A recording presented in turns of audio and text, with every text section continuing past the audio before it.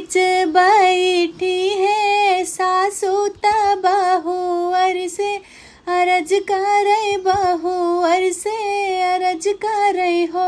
बहुअर आंगन में बैठी गोतिनियानी हो रे पैया लागौनी हो रे पैया लगाऊ हो। बहुअर आंगन में बैठी गोतिनियानी हो रे पैया लागौनी हो रे पैया लगाऊ हो। एक तो मोर भारी चूनरिया दूसरे लंबा घूंघट दूसरे लंबा घूंघट हो। सासो तेसरे में गोदी में ललनवा हम कैसे पैया लागे हम कैसे पैया लागे ओहो। सासो तेसरे मोर गोदी में ललनवा हम कैसे पैया लागे हम कैसे पैया लागे ओहो।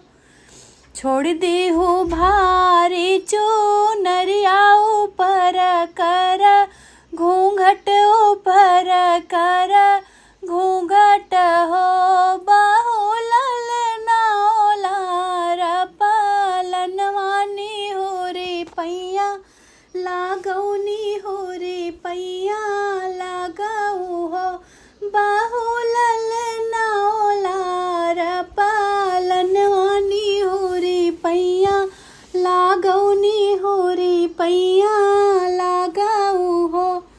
एक तो मैं धना से धनैतिनी पुत से पु वैतिनी पुत से पुत वैतिनी हो। सासू हम हाई पिया के दुलारी त कैसे पैया लागे त कैसे पैया लागे ओहो। सासू हम हाई पिया के दुलारी त कैसे पैया लागे त कैसे पैया लागे ओहो। मरे धना से धनैतिन त नाती से पुत वैतिनी नाती से पुत वैतिनी हो। बहुअर हमरे नी बेटा के दुलारी नी हो रे पैया लागौनी हो रे पैया लगाऊ हो।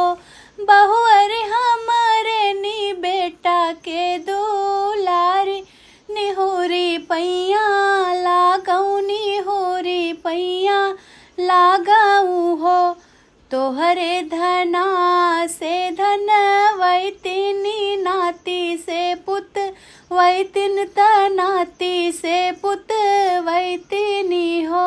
सासू तोहरे नी बेटा के दुलारी तू ही न पैया लागौ तू ही न पैया लगाऊ हो। सासू तोहरे नी बेटा के दुलारी तू ही न पैया लागौ तू ही न पैया लगाऊ हो।